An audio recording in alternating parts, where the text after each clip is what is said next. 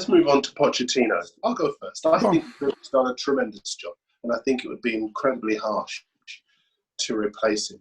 At the same time, he knows how football works. He's been around for long enough, and he knows that if they've got the chance, any new owners, if they take over at a club, they've got the chance to get someone of Pochettino's calibre.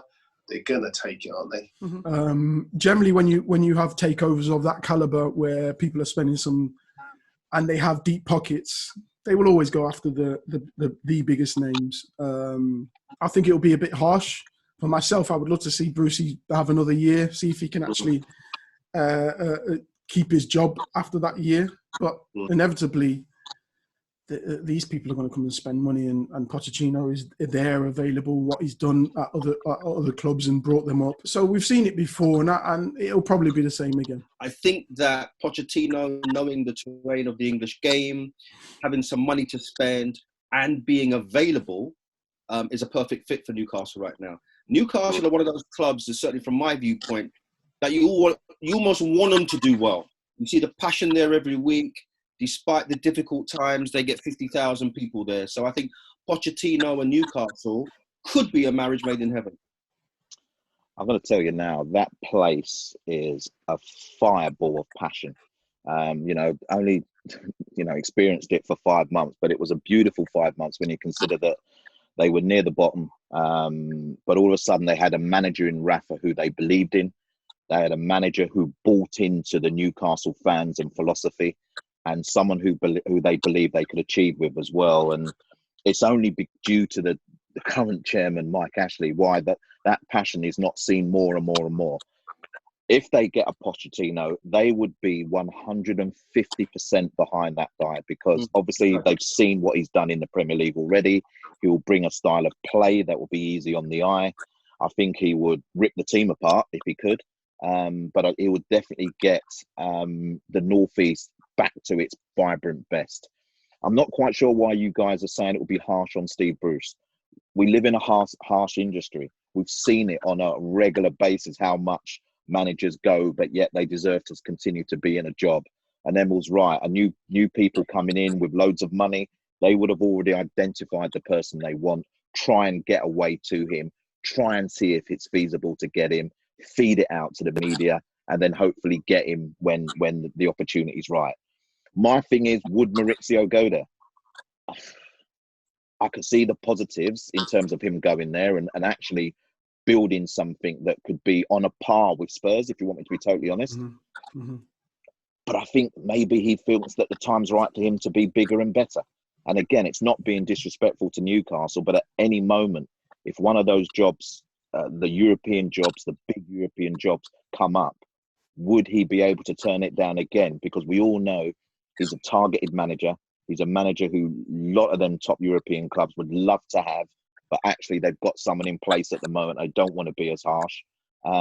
But he's someone who may be, they're hearing the rumours and may think to himself, well, hold on a minute, we could be in for you as well. So it's a very, very tricky situation. But I think the onus would be on Mauricio, whether you take it or whether he doesn't. I think one of the things that he wanted for a long time at Spurs and didn't get was support, financial support on a consistent basis. And he'd get that at Newcastle. And maybe that would be one of the things. Listen, if you want him, you know what he's going to want from you. And I think that he would want to go there if they were willing to give him the financial investment. And there are lots of quality players who are going to be available for free in the transfer market as well. Maybe the rebuilding job there might not be as hard as it looks. All it is I'm still a little uneasy about the financial side of football at the moment, if you want me to be totally honest. So I can't see myself clear on, some of the figures that are being bandied about at the moment. And the one thing that he needed at Spurs, particularly in probably the season before his last one, was the financial contribution to make Spurs a great side. They were a good side. They got to the Champions League final. They weren't a great side. And I don't care what anyone says, in terms of an argument on that. He wanted to take them to the next level and wasn't given the financial support to do that. Newcastle will be starting from a middle base, and that would be another 5-year project. It's what he stated at Spurs. It would be a 5-year project, and it'd be interesting to see if those owners were around for that period of time to enable to give him the confidence that he'd get the backing that he needed. it would be a great project for him. And all these people look for projects, especially managers like that. If you look at what he did at Spurs, brought some good young players through. He's always looking at who he can add and who he can bring through. And in the Northeast, they've got some good talent. So he would be looking at that and thinking, what could I do? What could I actually achieve there in 5 years? When a guy like him takes over at your club, what does that do for you as a player, first of all? As a young player, a young player, I'm thinking, great.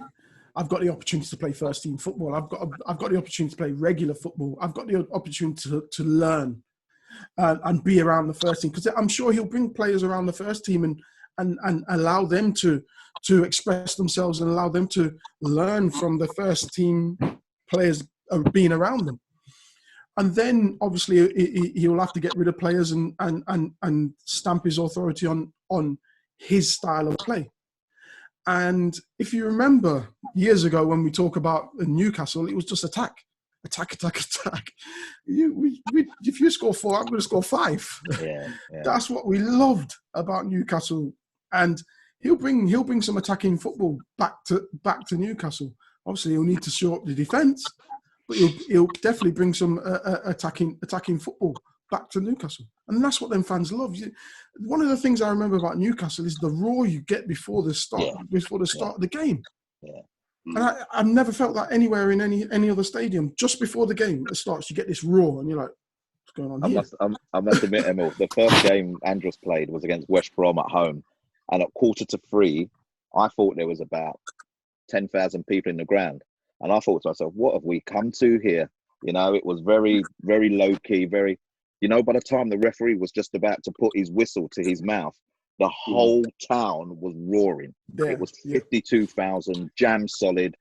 And seriously, it makes the hairs, you know, stand up a bit, because seriously, that place is a fishbowl of noise.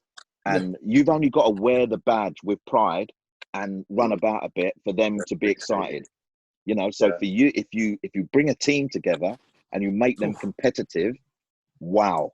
Yeah. You know, you wouldn't be able to walk around that town. It's